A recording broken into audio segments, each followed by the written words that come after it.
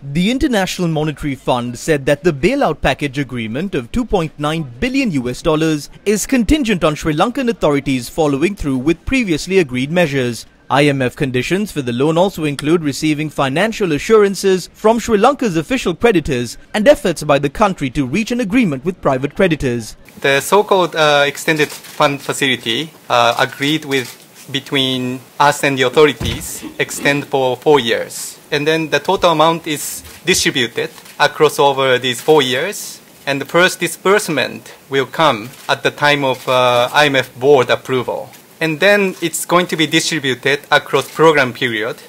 And each disbursement is tied to the successful review by the executive board. So this is going to be distributed across program period. The IMF warned that creditor support is paramount for the program's success for the benefit of Sri Lanka. If creditors are not willing to provide these assurances, that would indeed deepen the crisis here in Sri Lanka and would undermine its repayment capacity. So a deepening crisis means that essentially the resources available to service the debt would become less. So it is actually in the interest of all creditors to collaborate together and with Sri Lanka so that Sri Lanka can emerge from this crisis as quickly as possible and regain its repayment capacity and service this new debt that will come out of these debt negotiations. So it really is in the interest of all creditors to work with Sri Lanka on this front. The program by the International Monetary Fund comprises of 7 key elements.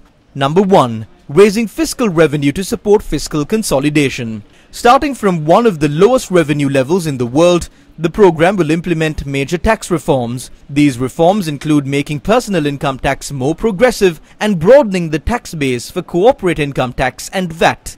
The program aims to reach a primary surplus of 2.3% of GDP by 2025. Introducing cost recovery-based pricing for fuel and electricity to minimize fiscal risks arising from state-owned enterprises. The team welcomed the authorities' already announced substantial revenue measures and energy pricing reforms. Mitigating the impact of the current crisis on the poor and vulnerable by raising social spending and improving the coverage and targeting of social safety net programs. Restoring price stability through data-driven monetary policy action, fiscal consolidation, phasing out monetary financing, and stronger central bank autonomy that allow pursuing a flexible inflation targeting regime. A new central bank act is a cornerstone of this strategy.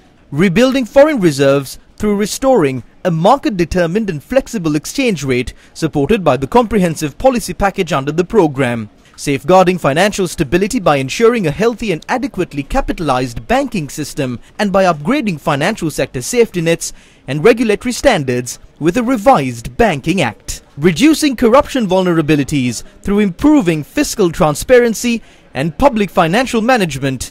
Introducing a strong anti-corruption legal framework and conducting an in-depth governance diagnostic supported by IMF technical assistance. The IMF said that there is a clear need to raise tax revenue to support fiscal adjustment reducing of fiscal deficit. The tax reforms under the program should be also designed to be progressive, and progressive meaning that ensuring greater contributions from high-income earners to minimize the impact of fiscal adjustment on the vulnerable and the poor.